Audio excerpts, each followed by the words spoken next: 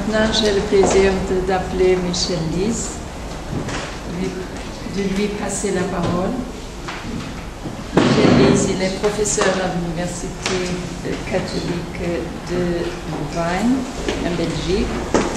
Il va parler de la déconstruction. Est-elle une histoire chrétienne? Merci. Point d'interrogation. Point d'interrogation.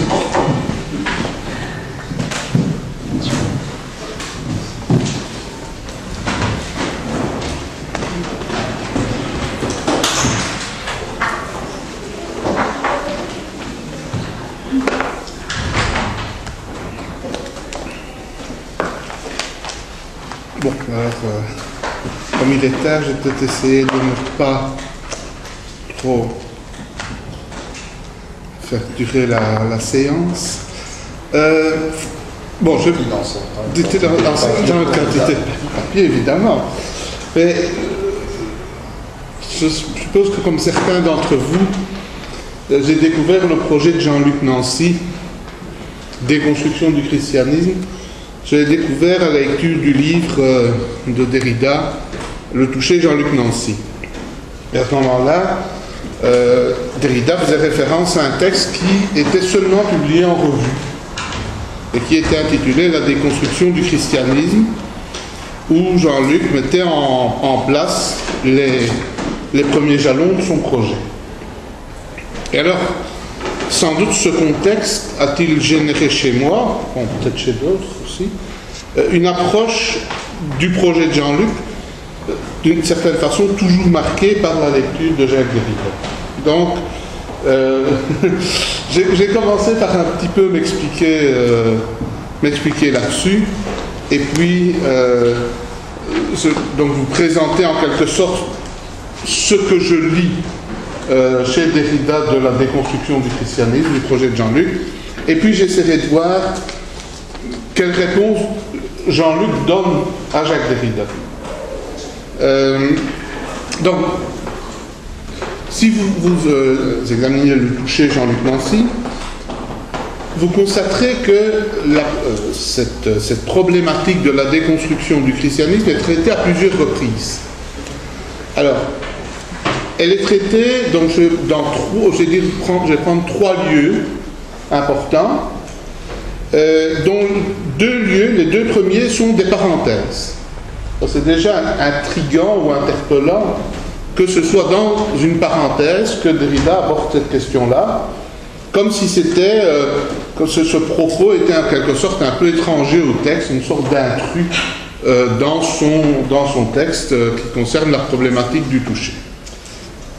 Il dit, parenthèse pour un propos à développer plus tard, ailleurs, à moins que cela ne soit déjà fait depuis longtemps. Et donc, vous entendez là qu'il y a une incertitude, pourrait-on dire, pour le lecteur, puisque ça fait vaciller ces certitudes temporelles.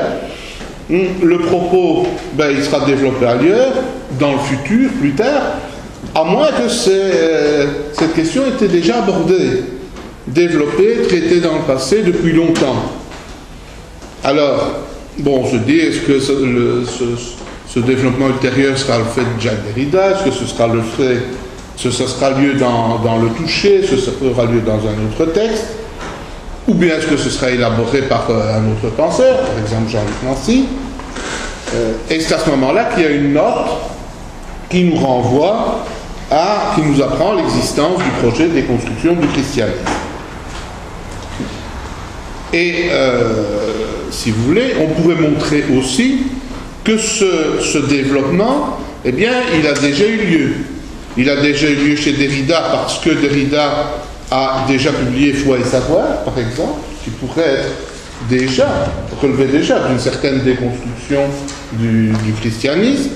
Mais évidemment, Jean-Luc Nancy a déjà publié d'autres textes, dont Corpus, dont Des lieux divins, où on peut se demander si cette question n'était déjà pas d'une certaine façon en germe.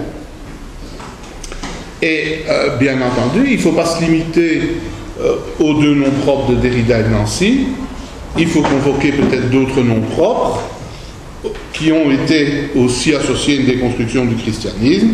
Et dans cette première parenthèse de Derrida, il y a Saint Paul et il y a Heidegger.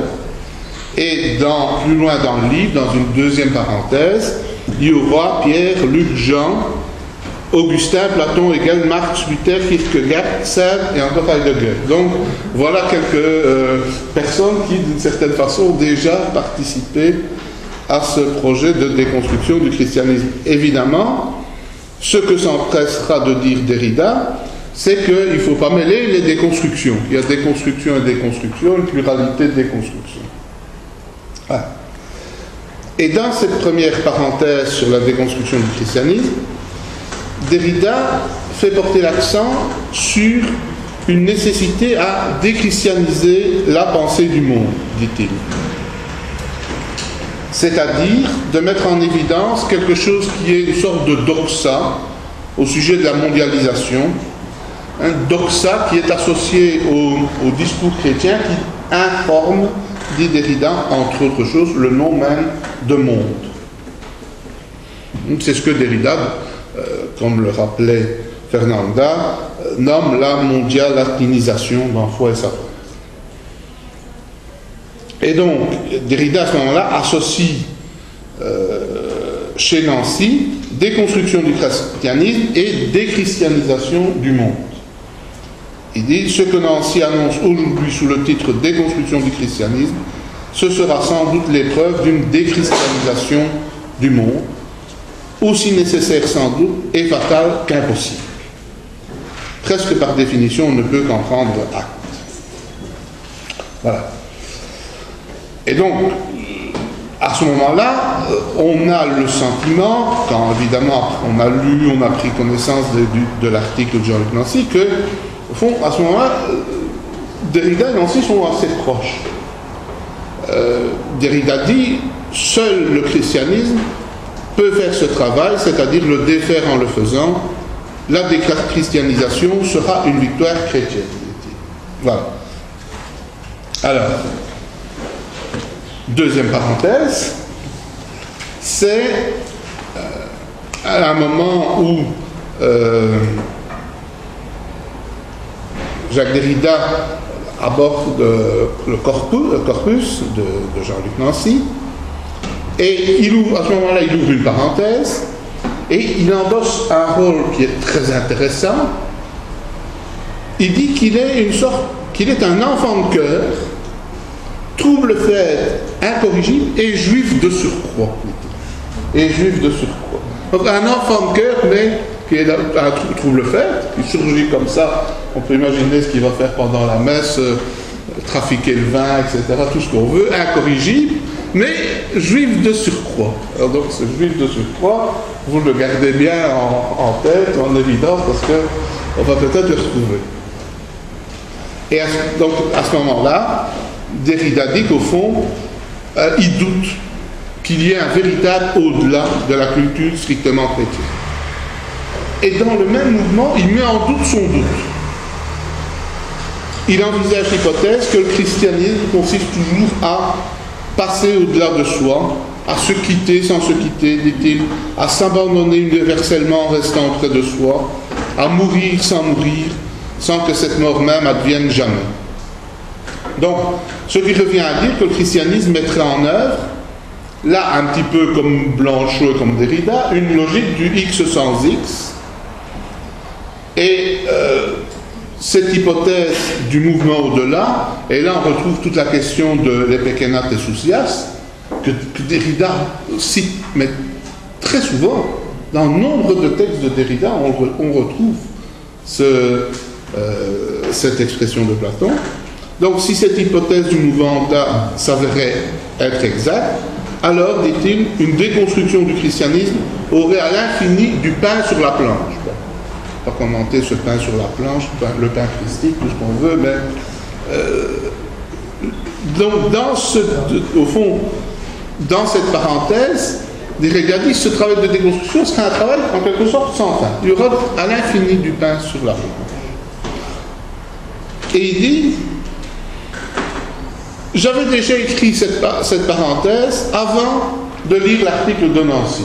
Donc, d'une certaine façon, tout ce que j'ai dit là, comme j'avais dit avant Nancy, d'une certaine façon. Je n'avais pas encore lu ce texte de Nancy, que j'avais déjà écrit cette parenthèse. Voilà, alors, à l'exception d'une occurrence, il faudra attendre plus de 170 pages pour que la problématique de la déconstruction du christianisme soit reprise. Mais cette fois, non plus entre parenthèses, mais dans le texte même. Donc cette rhétorique est intéressante. Deux parenthèses, et puis ça revient, mais dans le texte même.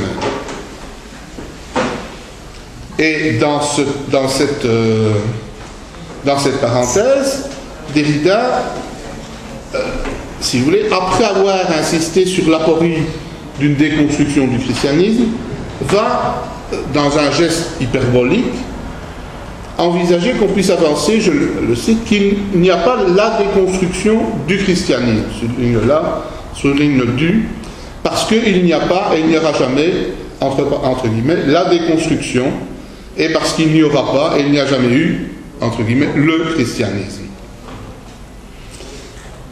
Et il remarque à ce moment-là que ce qu'il appelle le geste déconstructeur de Nancy touche à l'article défini. Par une rhétorique de la forme, dit-il, il n'y a pas le ou la. Mais il dit même que c'est un geste déconstructeur aporétique parce qu'il risquerait même d'empêcher toute conceptualisation. Et dès lors, dit-il, il faut ruser et user de l'article défini pour dire, et il cite Jean-Luc à ce moment-là, je pense, il n'y a pas la déconstruction, mais les ou des déconstructions. Et donc, à cet endroit du texte, dans le texte même, Derrida pointe une différence rhétorique entre Nancy et lui. Pour insister sur la multiplicité des déconstructions, Derrida recourt au conditionnel, s'il y en a. Alors, ce qui est en quelque sorte récusé par ce conditionnel, ce n'est pas l'existence, mais c'est plutôt ce qui serait de l'ordre de la preuve ou du savoir.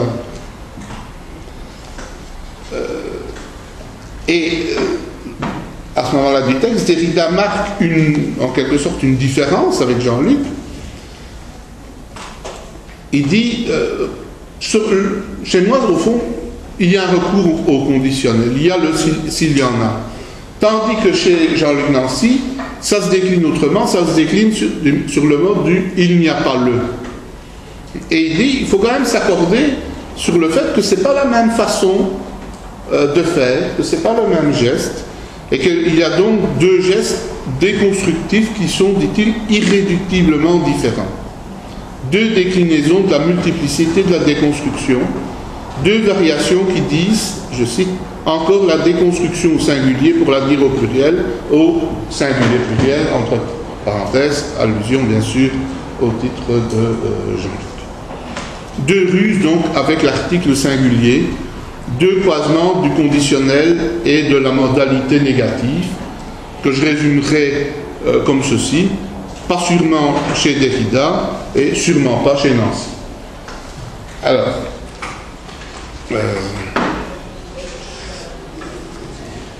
bon, je passe quelques petites choses et j'en viens à, en quelque sorte, ce qui constitue la réponse de Nancy. Alors, la réponse de Nancy, c'est en quelque sorte de dire « Noli me tangere ».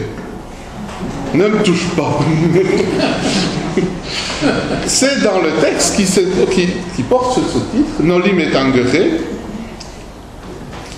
ou dans un passage où Jean-Luc Nancy va en quelque sorte formuler la règle du toucher.